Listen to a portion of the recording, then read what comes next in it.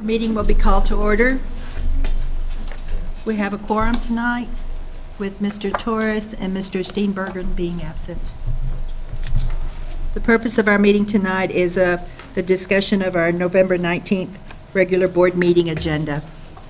Dr. Randall. Madam Chairman, we'll begin with number 10, the public hearing on financial integrity rating. Senate Bill 218 of the 77th legislation authorized the implementation of financial integrity rating system of Texas, officially known as School First. This law requires each school district to prepare and distribute an annual financial management report and to provide the public with an opportunity to comment on the report at a public meeting. And so during the meeting, after the meeting is open and after we have our reports, then, Madam Chairman, you will call the public hearing, and Ms. Ludwig will give just a brief overview of School First and then answer any questions or comments from the public. Tonight, we'll answer any questions that you all may have regarding the School First report. Are there any questions or discussion? Not at this time. The next item on the agenda is consider approval of out-of-state trip request. This is Lamar Consolidated High School speech and debate team. They actually will be attending, you have two requests, one for them to attend the California Invitational in Berkeley, California, and then the other is to attend the New York competition. I have a question about that. How was this group of students selected? Was that an invitation by the California Invitational, or did they apply? Do we know how they were selected? It's a combination of it's a series of steps. You don't just go because you want to go. You have to garner a certain number of points through different types of competitions that you are participating in during the course of the year. And when you get those points, then you have an opportunity to participate at these invitationals. That's correct. You could only submit names that have earned certain points within your region, your state, and so these students are performing at the highest level. That's fantastic. It is. And were there only students in Lamar? So Lamar High School was the only one that was available, or received The others all will of the do it at recognition? various times throughout the year. There's Oh, so okay. many that are available, they kind of pick and choose. I want to say that in the spring, you'll see some come forward that will want to go back to the Harvard competition. But the speech and debate programs are very successful in Lamar Consolidated, so that's why these Well, requests that's come fantastic. I think forward. that's great. And as far as where the money is going to come from our budget, is that specified anywhere? A lot of Did we these, set like, aside a budget for they do get a special budget. events? It's a campus-driven budget, how much they fund, speech and debate, cheer, those types of things. A lot of what they do when they take these trips, they will do fundraisers, group fundraisers, joint fundraisers, things like that. Okay, so are they going to raise more money than what they're asking for, than what we're approving tonight? Does it take more money than this? I guess that's my question. Typically, if it does, then they'll find the money off the campus, out of campus activity funds. Okay. Thank Okay. you. Mhm. The next item on the agenda is consider approval of the 2015-2016 dyslexia handbook. This is a handbook that has been revised for the use with the staff and with parents, and I'll let Ms. Mathis and Ms. Lyons, if they'll come forward and answer any questions that you all may have regarding the dyslexia handbook. Who revises it each year? Who reviews it each year? The state puts out a example of the manual, and every school district gets that, and then they can develop their own procedures within the state guideline, the state guidelines in that manual. I saw that on some of the latter pages, it talked about parents. Do we make this available to the public at any point? Is this published somewhere? Yes, it will go on the department page for special education. So if a parent wants to look at the handbook and They see can, what the services that are it'd be available? available to them, absolutely. Right, in addition to that, we will have parent trainings, and at the first parent training, they will have copies of the manual there for those who can't print it off themselves. And there will be, I think, 3 or 4 trainings throughout the year.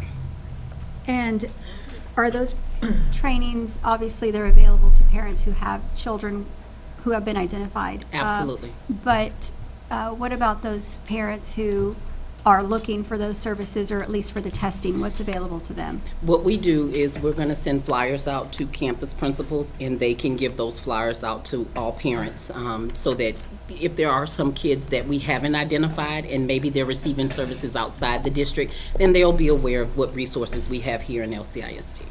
Okay, and my last question is, currently, is there a law or a rule on what kids can get tested for dyslexia? No, there's not a limit to who can be tested, but typically you're looking at children who actually experience reading difficulties of some type. Not necessarily a child who's failing reading, but a child who may have some difficulties that we see patterns with, and teachers are to document that, and then they can refer them for testing through our 504 program. And can any parent request that? Absolutely. And are we targeting a certain age or a grade level at all? No, but we do want to identify as early as possible.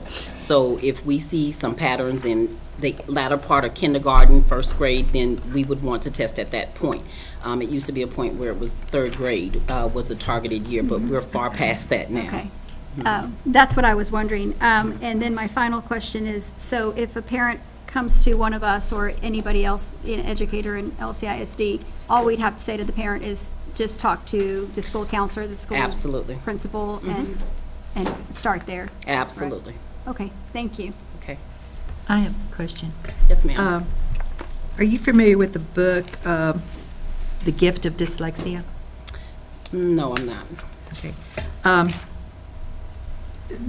Just because of the handbook, I'm going to ask a question about later on. We talk a lot about reading, and as they get older, you start seeing problems with math. And this never discusses, the focus seems to be just strictly on the reading element. Does the math ever get joined into that as possibly dyslexia issue? No, it would be the reading that affects the math, meaning comprehension of word problems. If they're not able to fluently read those passages, that would be more of the focus, not necessarily calculation itself of math. But if they're able to pass their reading skills and they're doing bad in math, is that ever taken into consideration? Not necessarily for dyslexia. We may be looking at another disability as it relates to math, but not necessarily through dyslexia. Okay. I was curious, when they're talking about exiting the criteria of the program,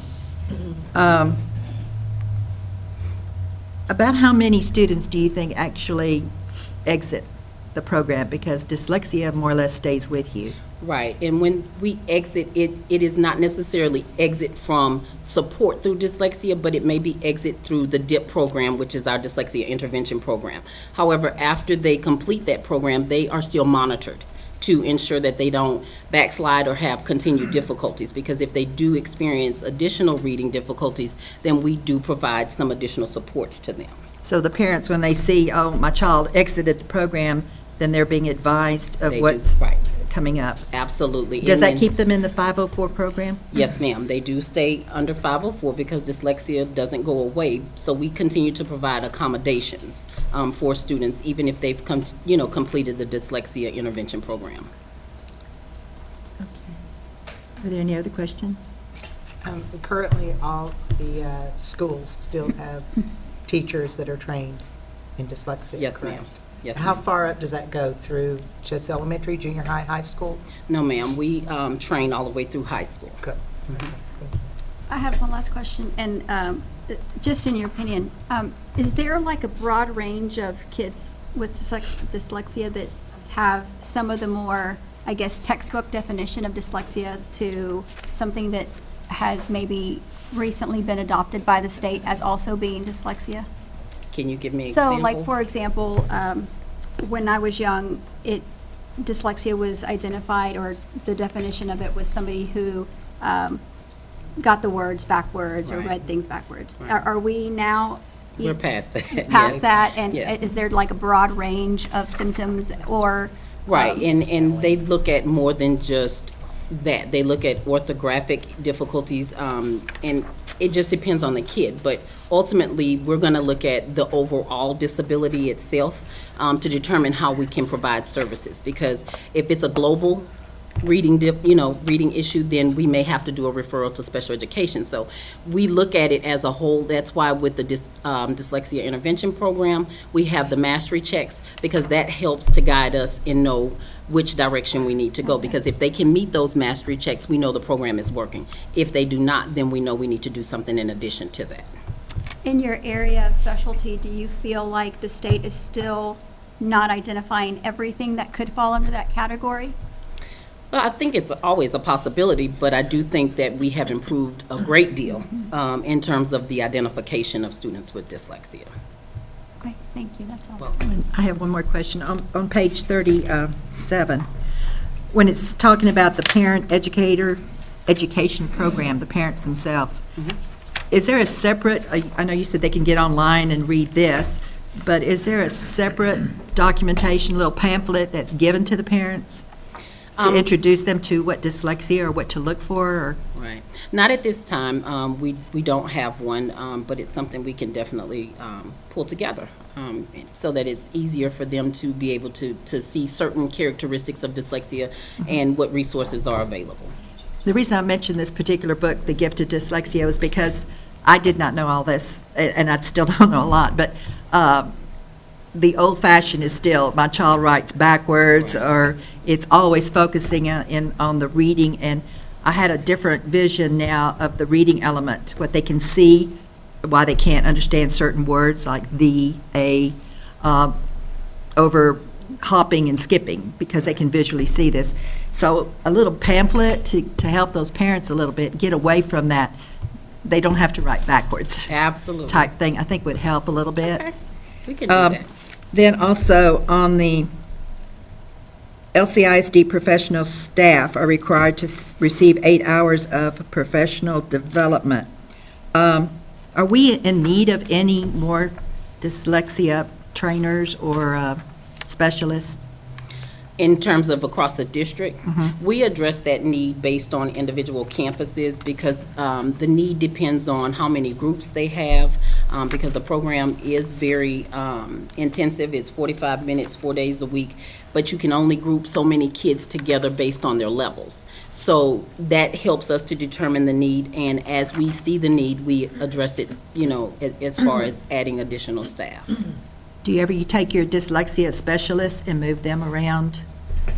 We haven't had to do that. Okay. But we did earlier this year have a situation where we didn't have someone for a campus because someone was on maternity leave, and we did ask that one person fill in. But we're back on track. Absolutely. Okay, thank you very much. I'm sorry, that led to another question I have. Is this up to us, the campus principal, or, so for example, reading specialists, math specialists, sometimes the principal chooses out of their budget to have that individual. Is this also one of those positions that is up to the campus principal? No. No. No, they submit their information, and our reading facilitator will go out, look at their numbers, look at their groups to determine if they're actually grouping everybody correctly. And then if they have done everything within, their abilities, then we look at adding additional staff. But it is at the district level that we make the determination. Thank you. Okay. Thank you, ladies. Thank you. The next item on the agenda is consider approval of the targeted improvement plans for Navarro and Westendorf Middle School. The Texas Education Intervention System is is triggered when a school does not meet expectations or is satisfactory under the accountability system. In this particular case, not this past year, but the year before, these two schools did not, but they require you to stay in the program for 2 years. I have a few questions on that.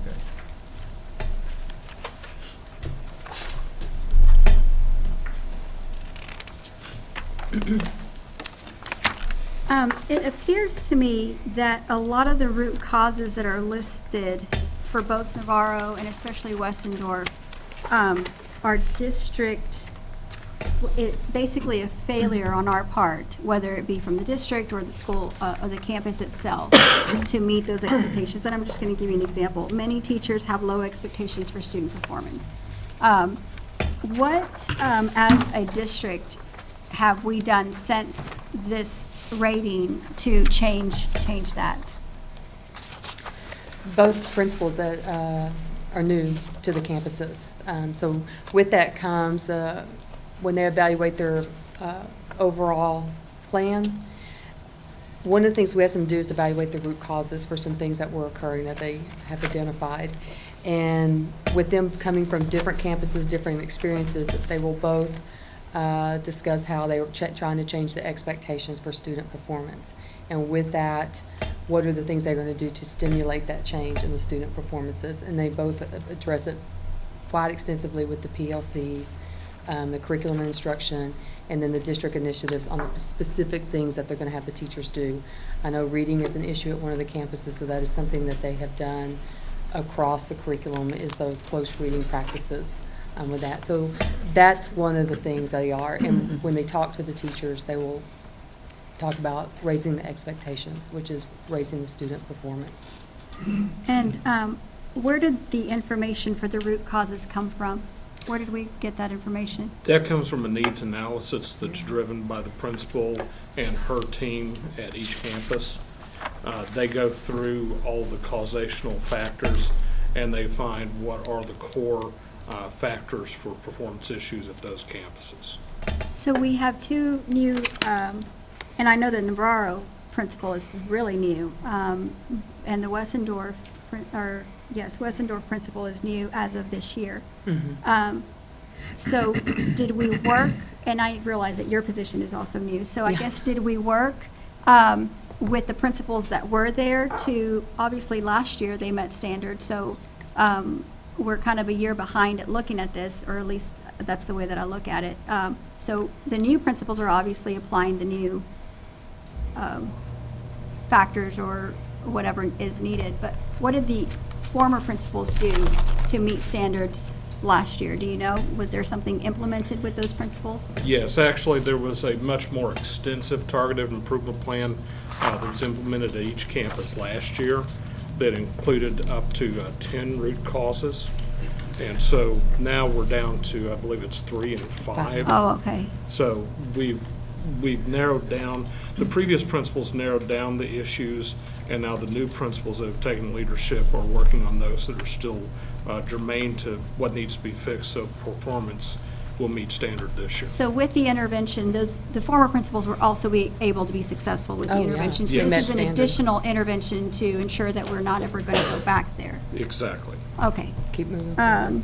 And I think that was all that. Oh, I do have another question. Currently, do we have students who are attending other schools that are zoned to these schools, that are attending other sixth grade campuses? Yes. Yes. So what is that term called, like open?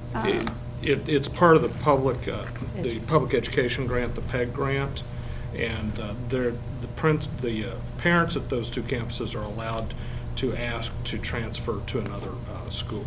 And how long do they have that choice? 1 year. 1 year. And so I guess my question is that why is that choice for this year rather than last year? It actually started with this year's incoming sixth graders because the state intervention system is basically lagging 1 year. Okay. And so what happens to those students next year? They have to go back to their home campuses at that point? Yes. When they change schools, they'll revert back to their home campus. So they will revert back to Lamar Junior High, George Junior High. Okay, thank you. Okay. Thank you. I'm trying to remember, because you did come to us last year. Yes, ma'am. And we had a report, I believe, of why we didn't meet standards. And Yes. that was off of what? It was based on what's called Index 2, which is the Student Growth Index. Correct. And the campuses did much better in that index this year, as well as some of the rules in the accountability system changed. So you did see a lot of growth from? Yes, ma'am. And you get, again, they have this year and next year, they still are being followed, or after The- this year? After this year, if they make, if they're met standard this year, then they will not be followed anymore. Okay, so it's a 2-year plan. Okay, Yes, ma'am. thank you. And keep in mind, the target moves. They've been moving That the makes that target so on much us, fun. yeah. A moving target. I just clarify this, if you will, for me, because it says, although both campuses were rated as met the standard in the 2015, and you're telling me that basically we're behind a year in making the accommodations or the improvements? It's not that we're behind, it's Okay. that the way that the intervention system is set up, if you were formally improvement required, so you missed the previous year, you have one more year where the state monitors progress, and then they release you from that. So while you're in making the improvements, you can still be rated as a met standard? Yes, ma'am. Because they take the test every year. So if we are looking at this every year, we need to go beyond that to see if we're on an improvement plan, correct? Yes, ma'am. And in fact, the principals at those two campuses have targeted, not only in their campus improvement plans, but also in these, have targeted beyond what they will need to get by, even with the changing standards. Okay. All right, thank you. Thank you. Thank you.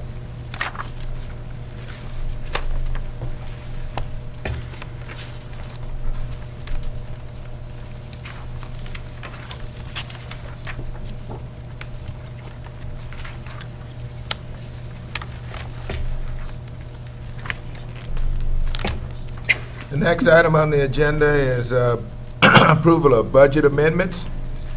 And we'll answer any questions that you all may have for the amendments that are being recommended for approval. Go ahead. Go ahead. Well, I guess I'll wait for Jill to. I have plenty of paper back there if I have to go get something. As I was going down through most of this, all of it is, the money's pretty minimal until you get to the $57,000 for food services for the Right. software. Are we Right. currently using a software that is outdated? Where is that? No, this is an additional module. Okay. We're using Primero already for point-of-sale operations, and this is to add functionality for inventory, perpetual inventory accounting, as well as menu planning. The $57,000 is broken down between a number of items. $36,000 for the inventory, $3,000 for the menu planning, $21,000 for access at each campus to the software, and then there's a 10% discount on that subtotal, and then $3,000 for 5 days of training and implementation support. And who requests the software to be purchased? Matt. My department Director of did. Food Service. We talked to two providers, and since we currently use Primero as the cash register system, it's going to tie in nicely. So when we write a recipe and it calls for 6 cans of green beans, when they prepare that, it'll actually pull that off the shelf, and it'll all tie in together as the food goes out the door, basically. So this helps like with ordering and Yes, yeah, the ordering will be done through this. Currently, we're taking inventory on a yellow tablet, basically, Yeah. and then we are key punching it into an Excel program. Where would this money come from? The food service budgets. So it is already in the food service budget. This amends the food service budget total in order to purchase this. It's coming from fund balance. Okay. The food service fund carries a fund balance. Okay. So this is from prior year's fund balance. And we think we'll have surplus this year, and so some of it will be offset by that as well. Okay. That was it. It was just, it, just caught my eye because it was such a big number. I knew it would. I'm glad. Thank you for asking. Thank you, I appreciate it. Next item on the agenda is consider ratification of financial and investment reports.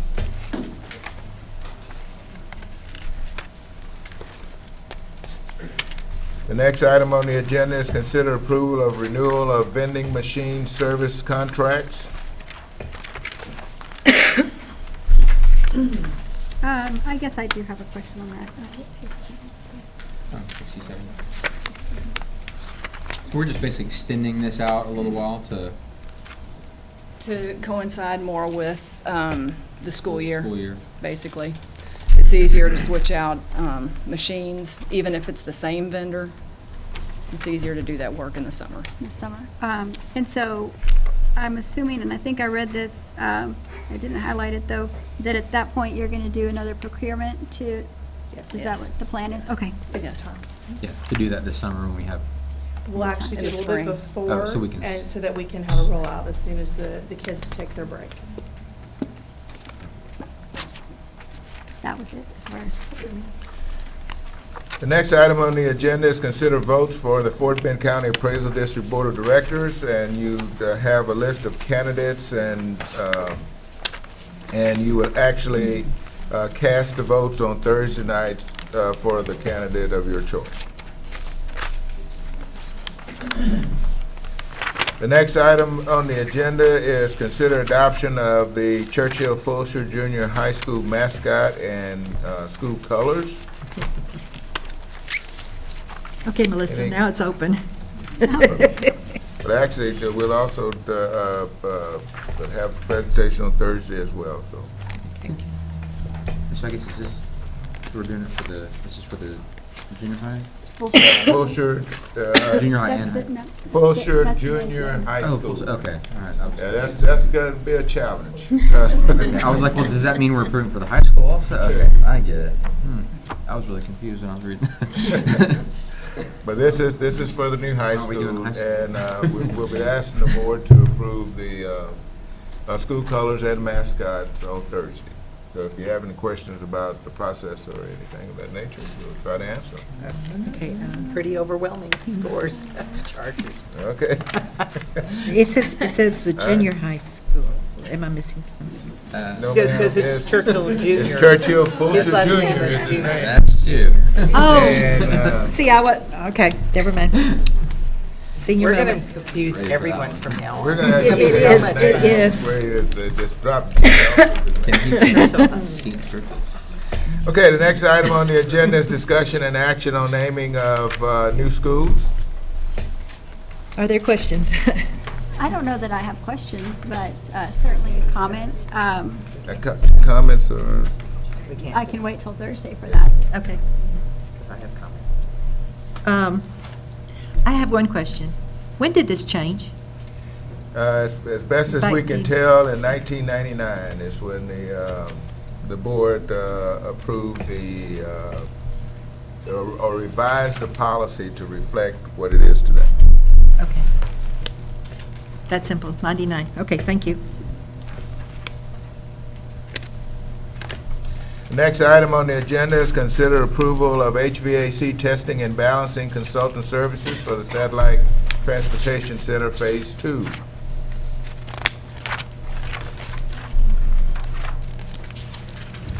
The next item on the agenda is consider approval of Centerpoint terms and conditions for the new elementary number 24.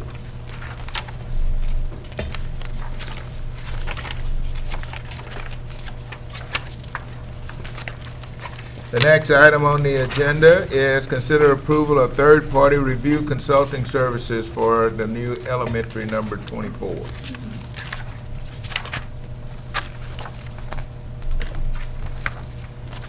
The next item on the agenda is consider approval of memorandum of understanding with Neighborhood Centers Incorporated.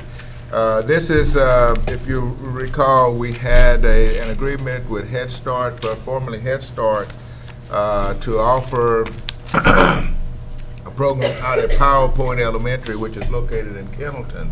And now neighborhood schools, neighborhood centers have taken over the Head Start program, and we're asking the board to approve a memorandum of understanding with them to offer those services out at PowerPoint.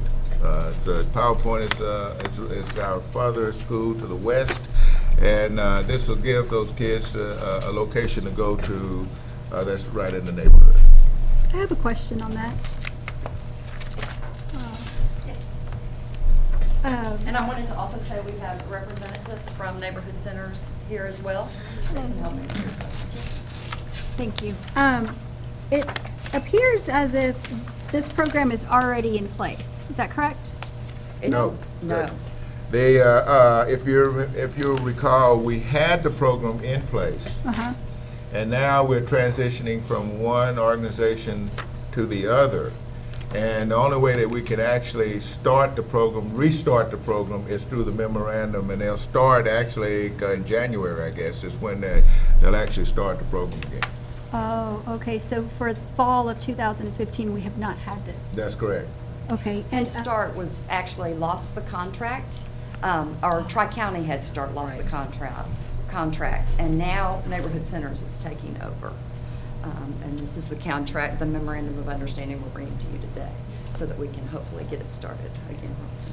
Oh, okay, I understand, okay, now I understand. And what kind of expenses does the district incur? Is that already in the contract that was set up with the Head Start? The facility, we provide the facility for them, and the use of facility, and then they provide all of their other services for the kids, staffing, and everything else that goes along with that. So on our end, we're providing the facility That's and the correct. use? The electricity. Electricity, That's all the correct. normal Yes, ma'am. usage, okay. Yes, ma'am. And this is a federal funded program, or? Yes. Yes, okay. And So you Mrs. go Lyons, through when, federal standards. when you say that they lost the contract, the Head Start program, they lost the contract with with federal government? Do you want to explain? They- Tri-County, William Smith Tri-County was the original grantee, and they lost their federal funding. And so the Office of Head Start asked, we bid it out for it, and we won it, and they gave it to neighborhood centers. It's now, we got the Fort Bend part of the contract. Oh, okay. And is this the only location for our school district? Yes. Or do we have? For a- Lamar Consolidated, yes, Okay. PowerPoint, yes. And we will be working with and talking with neighborhood centers about, we had a partnership at Seguin previously. That's and what I was that's wondering. what you're taking about. Uh-huh. Because of the timing of all of this, we were not able to do that at Seguin this year. So they've working with us now to possibly have that in place for the startup of next school year. Oh, Absolutely. So who is currently running the Seguin location? Well, we still have our part there, but Okay. what we were doing was, we were actually, by partnering with Head Start, we were actually providing a full-day service for our half-day kids that qualified through Head Start. Okay, I think I understand. Thank you, I appreciate it. Ms. Kaminsky? About how many students do you anticipate? 98, 98? At what age group? 3 and 4. How many three-year-olds? It just depends on who applies and who qualifies for the program. With NCI, do they provide any of the cost for the students? Like if parents are eligible for payment, are they being charged No, it's a anything? free programs. And what are the hours going to be? 7:45 to 2. And they provide their own transportation, correct?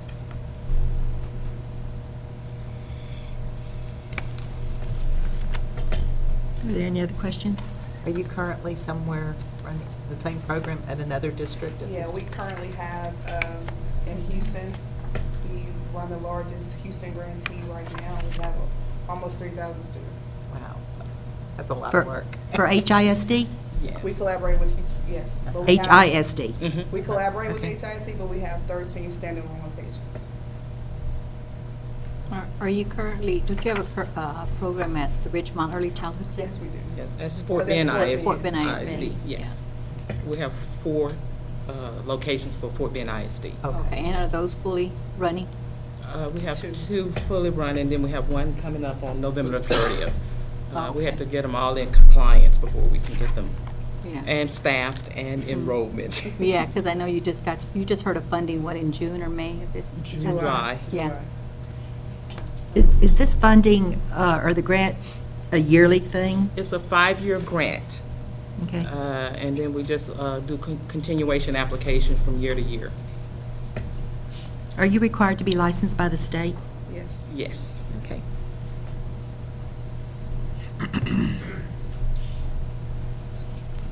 Any other questions? Thank you, ladies. Thank you, ma'am. Thank you. The next item on the agenda is authorizing the superintendent to seek and execute a contract for electricity beginning June 1, 2018. We currently have a contract with Energy for Schools. This would actually extend that, but what this does is you have to hit the strike point and literally be sitting at a computer to hit the button on when you get the best price that you can get.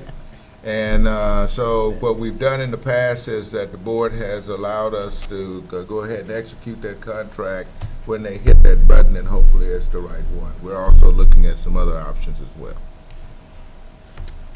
So you haven't made a decision on which provider to go with right now? We're just authorizing, We're working with Energy for Schools, but we're going to double check and make sure that we don't have other providers out there that ultimately can beat this. We're after the best price that we can get, but we're asking for this to extend. We already currently have a contract with Energy for Schools, and if we're able to hit the strike point, for example, it was 4-4 today, which is significantly less than the current contract. We would just extend that contract if we feel like that's the best that we can get. And that may be Thursday. is it retroactive? Do they go back and No, apply ma'am. for today? No, ma'am. No, ma'am. It's just when they hit the button. Thursday, it could be more or it could be less. But as it has been indicated here, by going ahead and locking in now, we could save the district somewhere in the neighborhood of $1 million. The best price.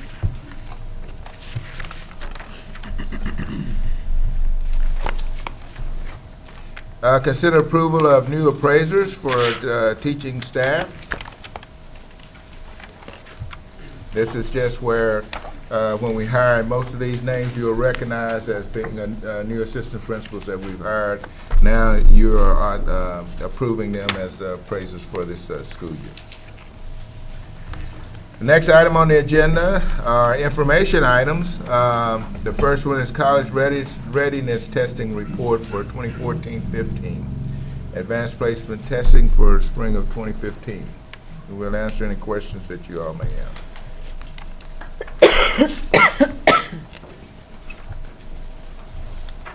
Recently, there was some pre-AP, I guess, classes that were offered to students throughout the district, and the classes were offered, I believe, at George Ranch High School.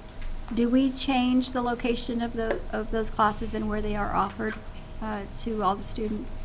The pre-AP or the Princeton I'm sorry, Review? the Princeton Review, sorry. Yes, Princeton Review, the first class, due to registration, we were able to open up 2 classes at Foster High School, and then we were able to open 2 up at Terry High School. okay. And Lamar students attend at Terry, and then the remaining classes at George Ranch. Okay, so there 3 of was the one 4. available for each Mhm. of the areas? Okay, good. So we'll continue that through the end of the school year. Okay. Thank you, that was all. Okay. The number, I have a question. The number of students that are taking the test at Terry High School, it looks like for the past, or at least 4 or 5 years now, has been consistently low compared to the other schools. What are we doing to increase the number of students taking this test at Terry High School? Actually, the district's taken some very aggressive steps. We've partnered with EOS, Equal Opportunity Schools. We've already had 2 on-site visits with this group who are working with us. And specifically, what they have shown us how to do is how to identify the students that should be in taking those AP classes, and for whatever reason, they're not in those classes.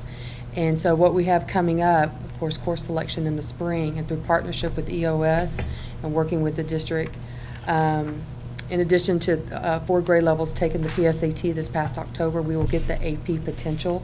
We get their scores plus the AP potential. So that, tied with the EOS support, we are going to be identifying students that should be enrolling in these pre-AP and AP classes. So we will know their names, know who they are, have campus plans specifically for administrators, counselors, and mentor teachers to support their enrollment in these classes, and then closely monitor it.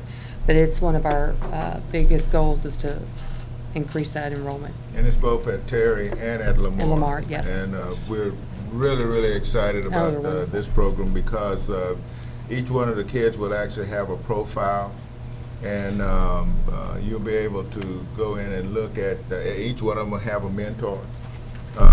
And A faculty mentor? yes, yes.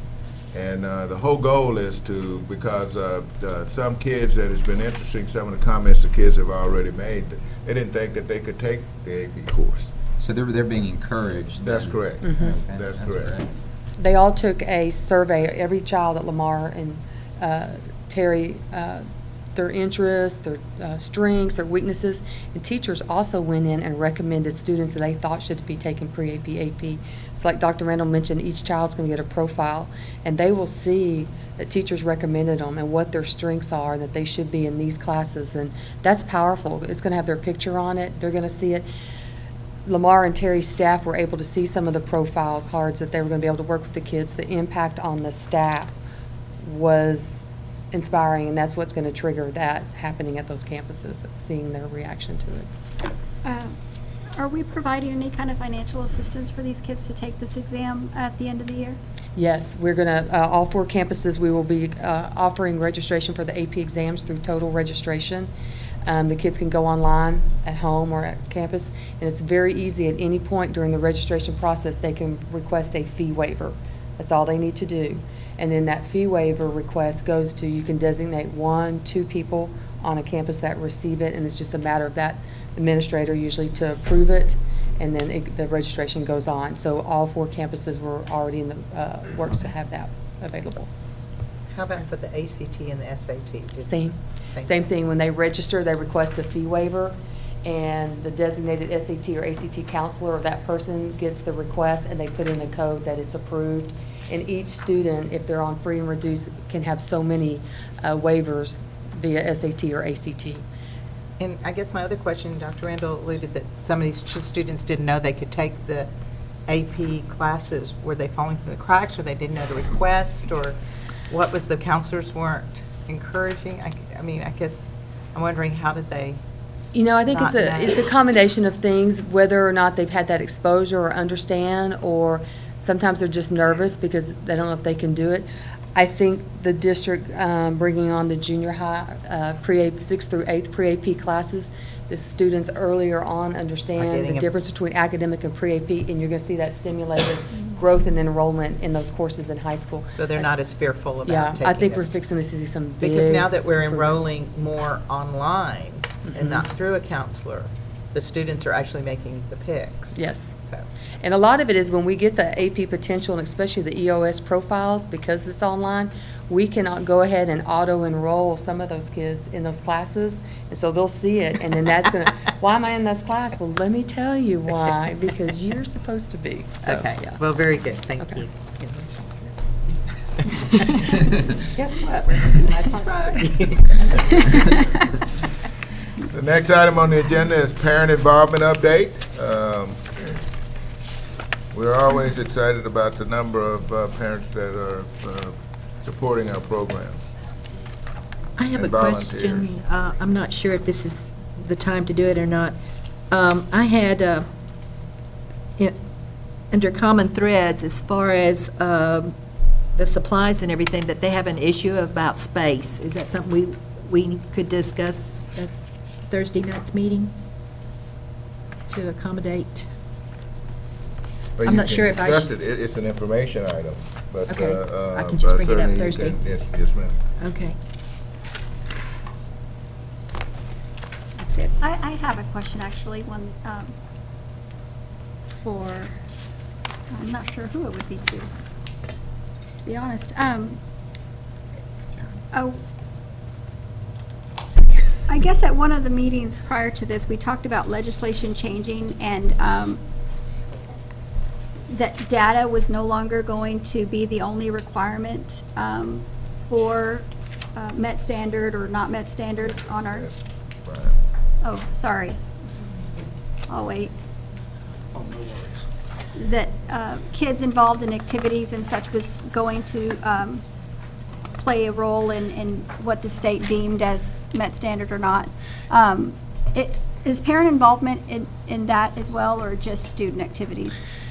At this point, we have something called community and student engagement, which is a ancillary portion not attached to accountability, where the community rates and parents rate the schools based on certain activities and engagement.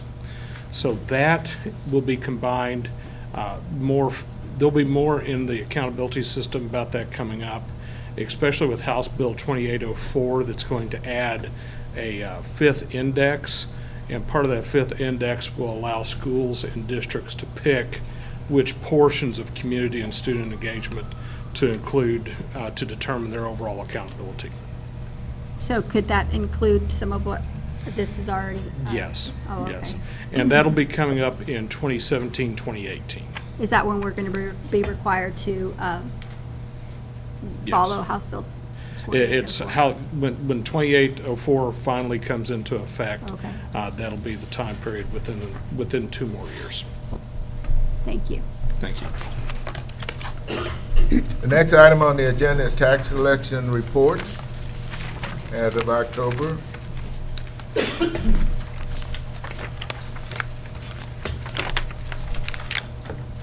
The next item on the agenda is a quarterly energy management report, and we placed at your desk and updated. We had a typo that changed our kilowatt hours, over 1 million kilowatt hours, so we felt like it was significant enough that we probably needed to make the changes, and so you have the addendum at your desk now. And if you have any questions about that, Kevin and Mr. Kotowski will be happy to answer. It actually, the typo was in our favor. It actually,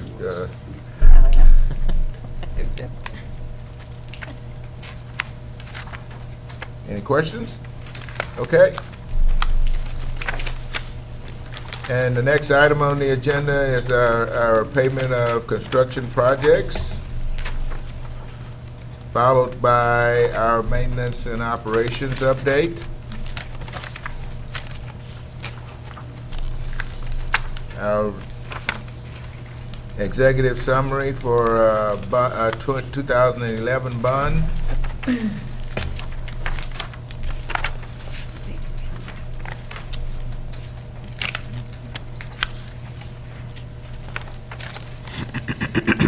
And our transportation update.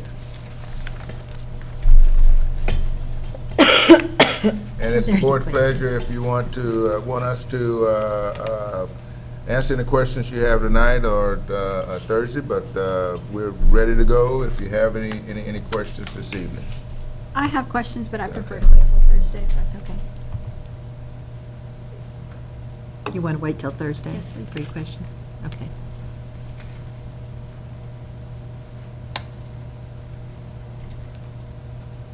I think this update, I like it. I think we need to have this on a regular basis, but we'll talk about that Thursday, I suppose.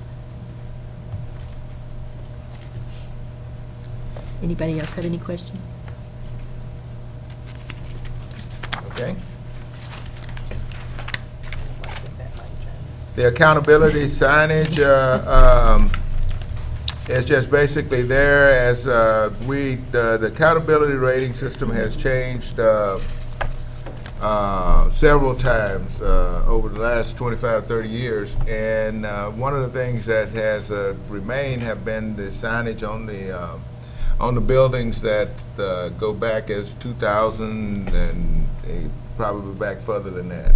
And what we're indicating here is that because the accountability system is going to change even again to an A through F system, that we are going to remove all of the signages off of the schools with the exception of Blue Ribbon schools, which is a national and doesn't change. So are we going to start putting A through F on the front? No. I hope not like the restaurants. I don't know what the lawmakers are thinking. Next item is school safety certificate. This is the one that is valid for 2 years, and when they come through and take a look at our safety program, then they issue us a certificate indicating that we met their requirements. That's it. No more That's it. questions? Okay. It's my understanding that we do not have to go to closed session We do today. not. Okay, having said that, meeting is adjourned at 7:22.